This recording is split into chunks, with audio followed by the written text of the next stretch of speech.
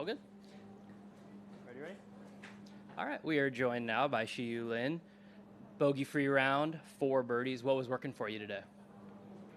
My patience. I think it wasn't, well, bogey free is phenomenal, but I don't think it comes from like I hit every shot great and I putt every ball great. So I definitely have to save a lots of good pars and some hard tee shots, some shot from the bunker, some shot from the rough, and I'm very glad I deal with this whole thing with lots of patience and do it pretty smart. So I think this is like to me, bogey free it's I never really imagined I can do that in a major. So that's pretty good.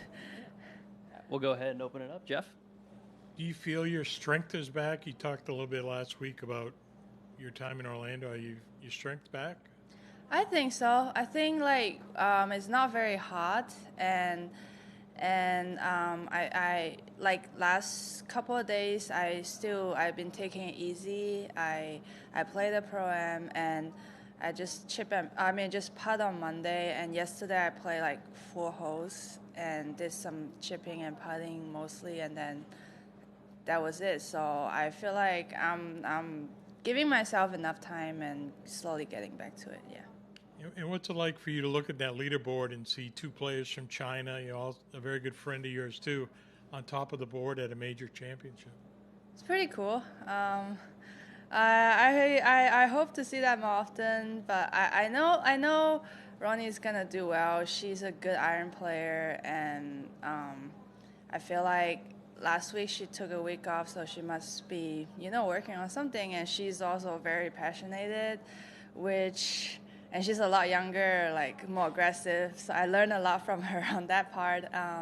But yeah, I guess it's the first time, but it's a good thing. Yeah. Sarah? I feel like you've been playing well just the last 2 seasons, like consistently. What's been the key to your kind of longevity as far as a solid stretch of golf is concerned? I compliment myself a lot more than before, and I mean, I feel like I get to, a point that I know what's gonna happen. I'm experienced enough, and I still gonna miss cut here and there. Still gonna feel hurt. Still gonna feel bad for a bad round. But I feel like I'm old enough to able to deal with them, and I feel like I work hard and I balance my life, and I really enjoy what I'm doing right now.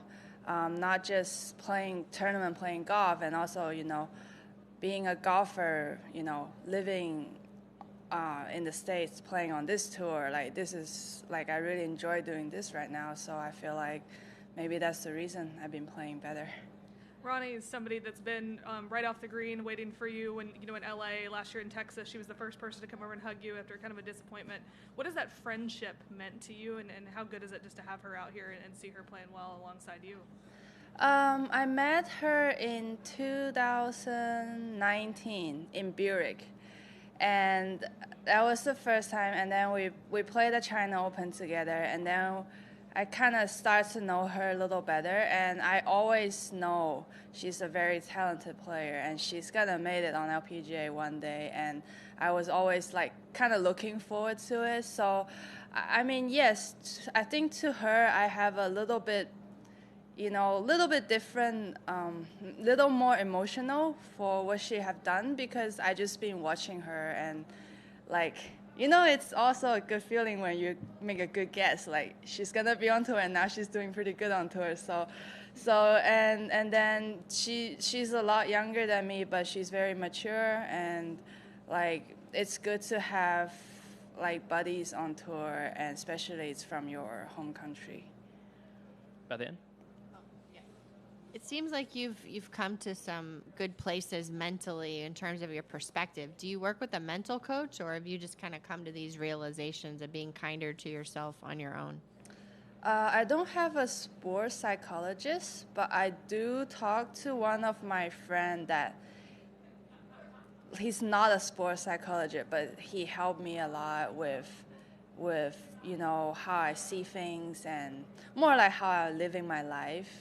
And also my swing coach, Tony, like, I mean, I think if he's not a swing coach, he can make pretty good money as a mental coach too. So it's nice when you can, you know, work on your swing with someone you trust a lot and you're so close with that.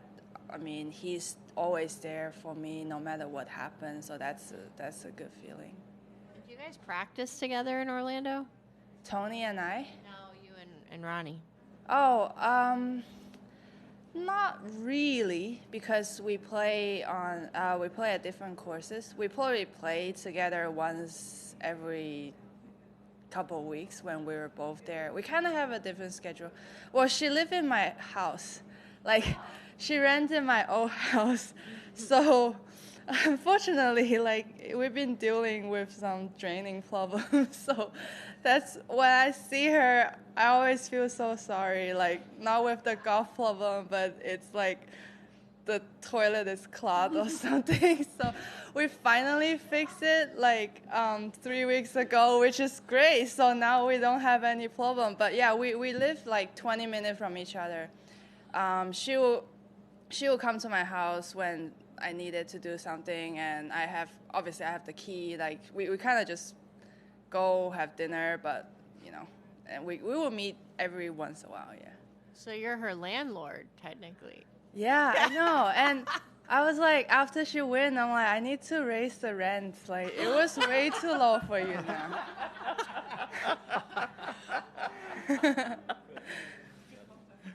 It's going to be a hard one to follow up.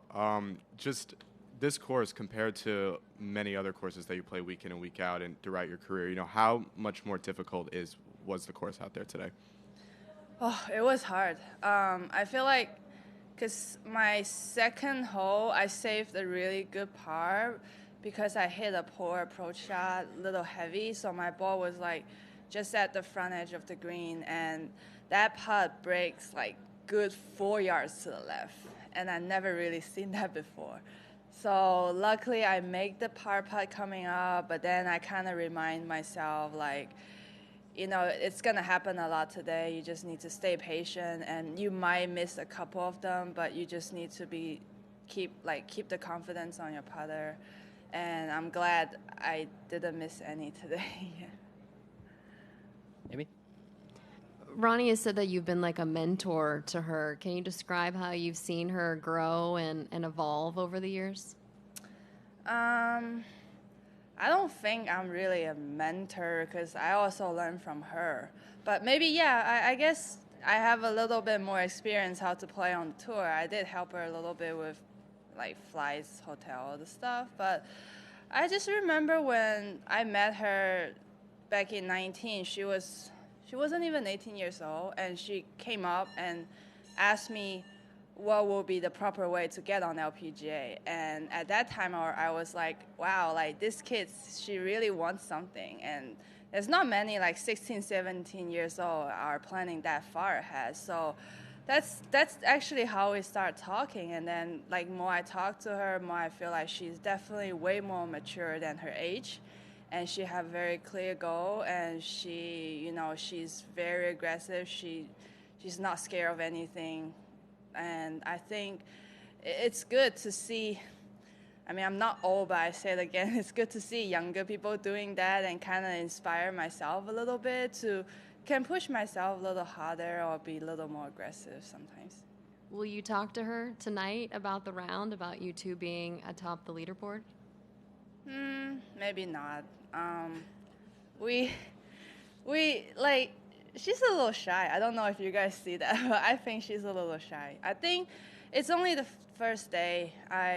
There's still 3 rounds of tournaments to go, and we, you know, like every week we're playing, we try to win, so there's still a long way to go. I think today is a good day. We set a good start, but there's still plenty of hard work to do, so we're just going to get some rest and come out bright and early tomorrow. Steve? Janet, those of us who've been watching you for years have always thought you were patient. Can you walk us through how your patience has improved over the last few years?